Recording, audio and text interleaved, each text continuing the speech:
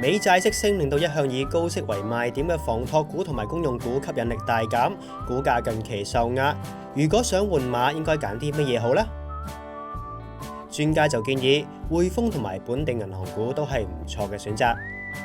特朗普當選以嚟，美債息全面上升，其中美國30年長債息曾經突破3厘嘅水平。如果以今早報3.0093厘作計算，房託股嘅股息回報相差只有1至2厘，公用股嘅吸引力就更加差啦，股息率回報不足1厘。相反，銀行股嘅股息回報率仍然見吸引，股息率較美債息高至少大約3厘。除咗股息率吸引，銀行股受惠加息，因為可以令存貸息差擴闊，有利業績。另外，耀才證券市場研究部總經理陳偉聰就表示，唔同嘅銀行股各具買點。匯豐回購支撐，業務見底。匯豐短期嚟講都唔錯嘅，因為都仍然有個回購嗰個支撐啦。因為去到今年年底，其實都仲有一個唔細嘅金額會係要做個回購。咁同埋都睇翻，因為匯豐本身都而家嗰個業務佔比咧，其實之前都叫做瘦咗身啦，即係將嗰啲新興市場嗰個業務佔比係降低咗咯。咁變相佢而家剩翻低嗰啲業務，相對嗰個即係風險就冇之前咁高。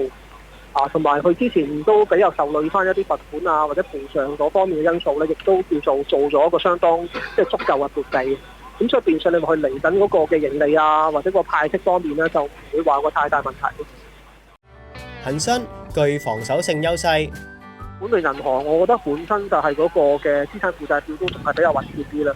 即係特別你話恒生都睇翻佢嗰個Tier 1 ratio， 即係個資本嗰個充足比率啊，或者睇翻佢嗰個不良貸款比率都相對一啲嘅係外銀啊，或者相對一啲國際銀行股嚟講係比較穩健。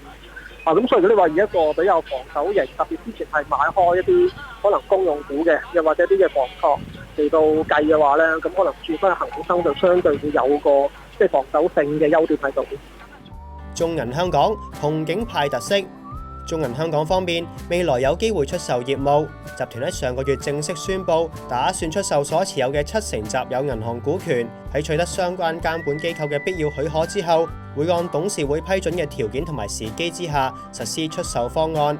所以中銀香港有具派特別色嘅憧憬。